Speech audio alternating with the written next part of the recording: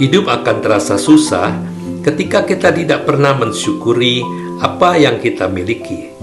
Setiap hari kita selalu melihat milik orang lain dengan rasa iri hati. Kejahatan dan dosa dimulainya dari iri hati. Ketahuilah, iri hati sangat merusak hubungan, mengacaukan rancangan Tuhan atas kita, dan juga bisa menghancurkan hidup kita.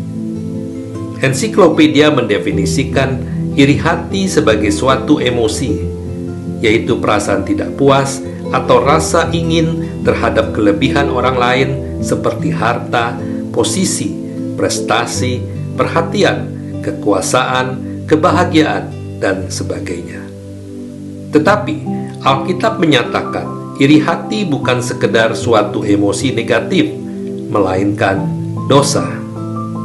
Adam dan Hawa iri dengan kemahatauan Allah sehingga mereka memakan buah pengetahuan baik dan jahat yang dilarang Allah. Kain iri terhadap Habil karena Allah berkenan atas persembahannya, sehingga Kain kemudian membunuh adiknya. Saudara-saudara Yusuf iri kepadanya karena ayah mereka Yakub lebih menyayangi Yusuf sehingga akhirnya mereka menjualnya. Saul iri kepada Daud yang berhasil membunuh Goliat dan banyak musuh Israel, sehingga rakyat memuji-muji Daud lebih dari Saul. Lalu, karena rasa iri, Saul mencoba membunuh Daud berkali-kali. Orang-orang Farisi dan ahli Taurat iri kepada Yesus karena pengajaran dan pelayanannya diterima rakyat, lalu mereka kemudian menyalibkan Dia.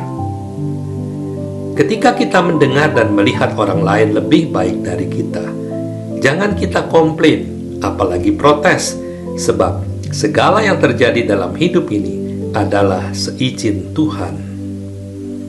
Jika kita belum mengerti, simpan saja dalam hati, jangan dibahas, apalagi digosipkan, sebab semakin kita membicarakannya akan semakin memicu rasa iri.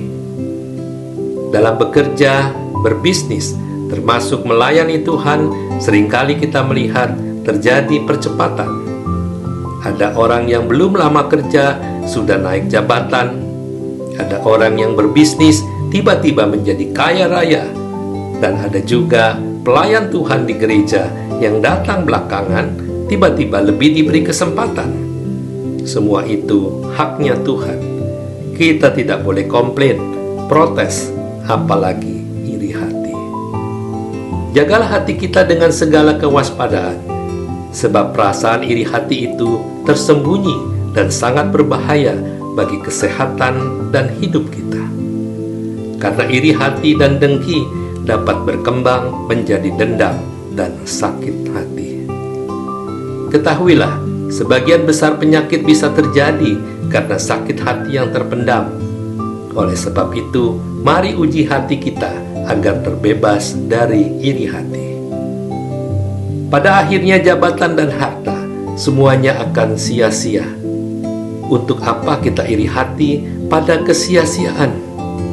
Nikmati saja hidup kita saat ini apa adanya, maka kita akan diberdekakan dari segala macam perkara, bebas dari akar pahit, dendam, dan sakit hati, serta yang terpenting, kita bebas dari segala macam sakit penyakit.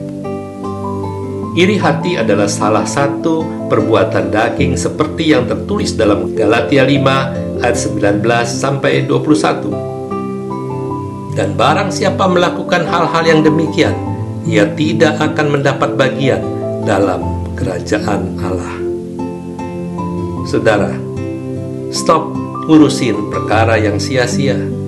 Jika kita terlalu sibuk ngurusi iri hati, benci, dan dengki, hidup kita pasti akan susah.